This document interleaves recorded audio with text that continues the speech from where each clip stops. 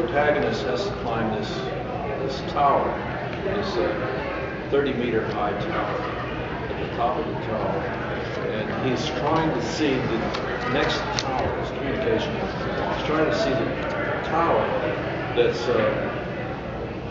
40 miles away. And Stan came back and said, at that height above the ground in New York, the horizon's 35 miles away. So I had 10 meters to the tower. The first story that Stan brought for me, so I went through this thing that Michael Hersey actually said would happen, which was eventually I was getting these page-long projections from Stan.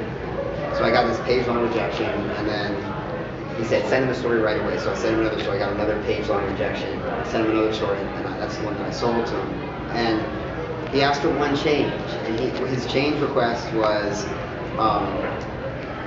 would you mind changing the phrase night owls to just owls? Because the ornithologists among analog readers, to the ornithologists among analog readers, night owls is redundant.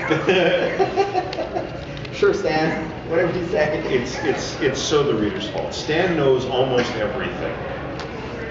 It doesn't matter what science is. There are a few things he doesn't know, but fortunately he has a staff to backstop it. In one story, there was a car about a Lamborghini Countach, and the driver rolled down the window.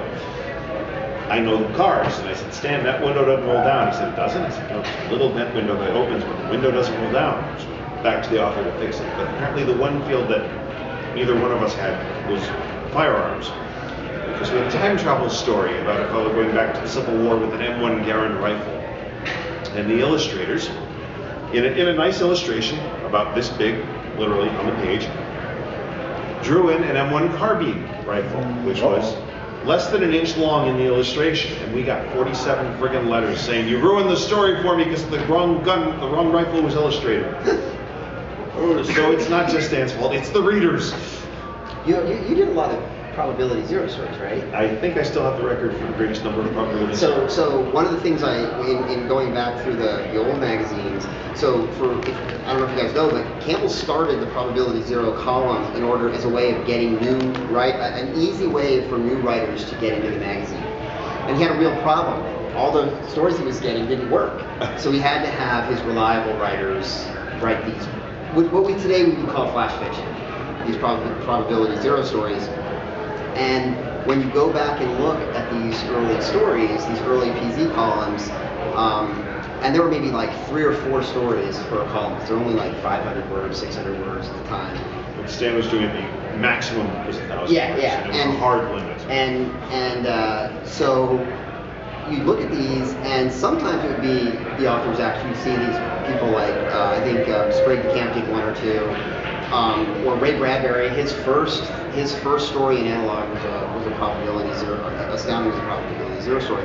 But a lot of them, you'd see like George O'Dale and some other names, and they were pseudonyms for Isaac Asimov, Robert Heinlein, Nelson S. Bond, all these guys. I think Catherine Moore did one. All these because he needed people to kind of demonstrate what he was looking for at the time. So today, the probabilities zero column is still around. It's not in every issue, I don't think. Trevor has broken that rule because I sold him a PZ story that was 1,600 words. And he's published some shorts that he's not calling probability zeros. Yeah, I don't know. yeah, but I think and so that's still around today. But the whole idea of that was getting a way for newer writers to get started. I did not know that you had. I think I do. No. That's pretty cool. Yeah, you can build a career out of it. You just can't make a living with it. Yeah. You just get paid by the word. So short stories are not going to pay many bills. I'll tell you, long short stories doesn't pay the bills either. You got to be in it for the love. Well, don't expect to get the bills paid with the book either. The other thing that Analog and Astounding have been known for over the years is the science articles. And there's some great stuff today, most of which I have real hard time understanding. But reading the old issues, those were some of my favorite. Willie Ley was just great, and I'm a huge Isaac Asimov fan. I've read probably almost everything he's written, including the Gilbert and Sullivan stuff and all of his science essays. But you can clearly see that he learned his style, at least part of his nonfiction science writing style from Willy Ley. Willy Ley had some great stuff. He had a one on weapons. This is right at the outset of World War II, where I never really understood caliber and all that stuff related to weapons.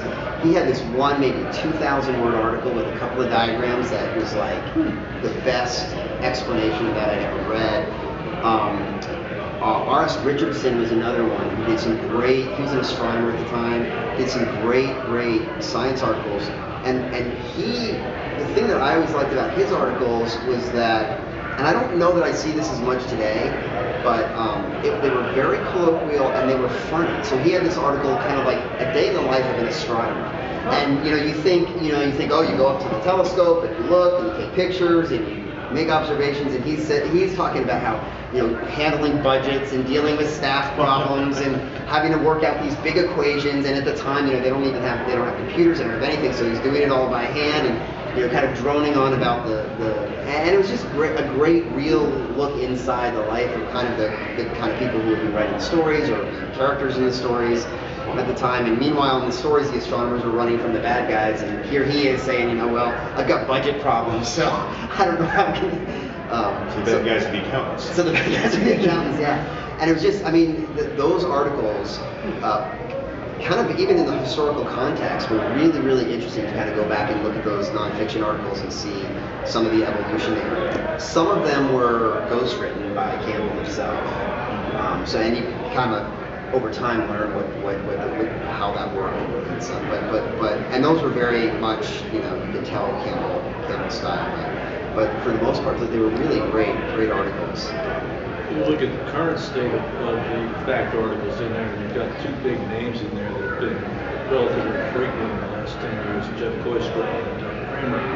Kramer is more a theoretical kind, and I can sometimes get through both of his articles and understand a word or two. Koystra is a little different type of physicist. His experiments mostly require silk thread, a bit of styrofoam, a couple of pie plates, a magnet or two, and maybe some strips of copper and a battery. And he's doing some decent physics with this stuff. He said, there's nothing that stands in the way of physics that a bit of string, a bit of styrofoam, a super magnet, and a grain of $1 billion would do.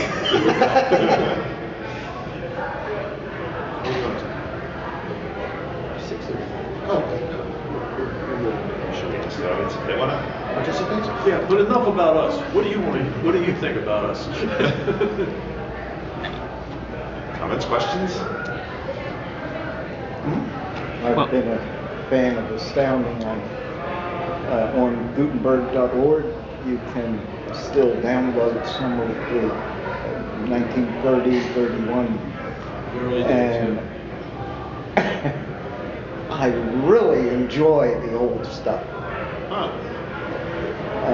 I have some from the 30s. I enjoy being able to, I'm moderately well read in science today, multiple sciences, and watching the progression of the learning and how the science fiction writers of a particular day would take the ball and run with it. Not always correct, but boy, an awful lot of them got really close. And a bunch of them spot on.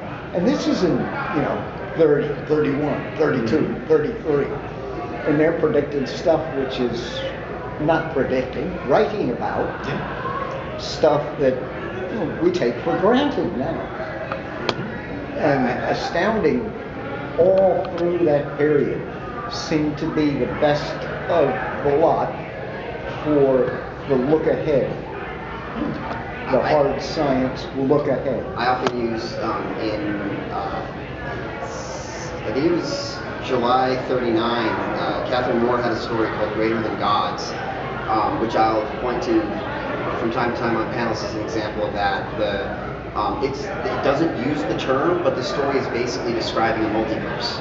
And so it's, today you'd read that story and say, oh yeah, it's a multiverse, and why didn't she mention multiverse in this? And if you didn't know the context of the story, that would be an obvious question, but when when you realize that it was written in July 1939, you're like, oh well, the term didn't even exist. But it's you're right. It's seeing that evolution is great.